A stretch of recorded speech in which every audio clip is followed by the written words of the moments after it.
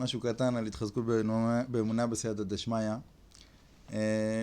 יש איזה מישהו בסביבה שלי, שהוא מאוד מאוד קשה לו בחיים. הוא מרגיש שכל העולם על הכתפיים שלו.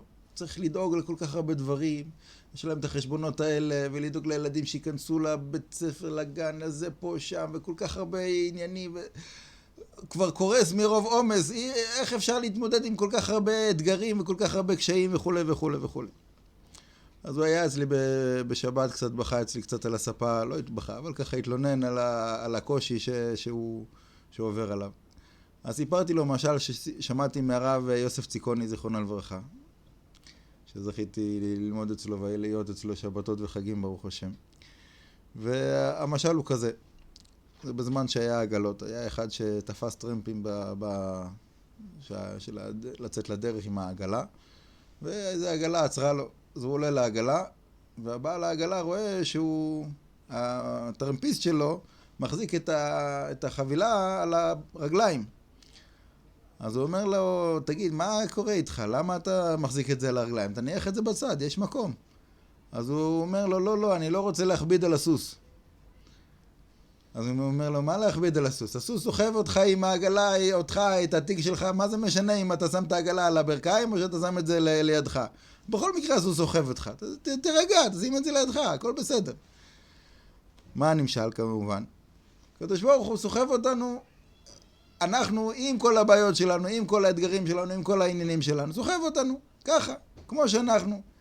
אז עכשיו, אם בן אדם הוא מרגיש שהוא עכשיו צריך לסחוב את כל האתגרים האלה על הכתפיים, על הזה, אז מה?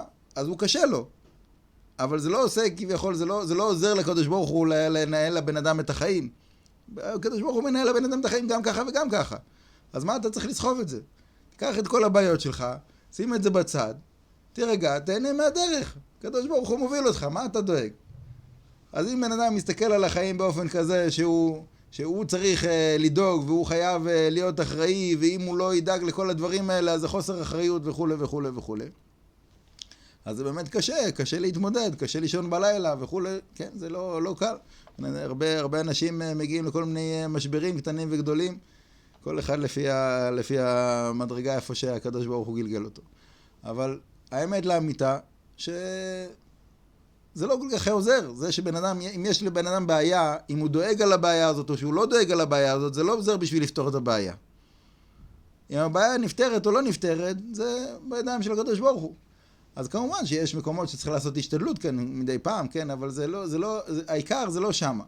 העיקר זה לדעת שקדוש ברוך הוא מנהל את העולם, קדוש ברוך הוא מנהל לי את החיים, וכל מה שאני אעשה, אז אני עושה, ובסייעתא דשמיא אני מקווה שזה יצליח. אבל צריך להתפלל לקדוש ברוך הוא ולחפש את זה, לא לנסות,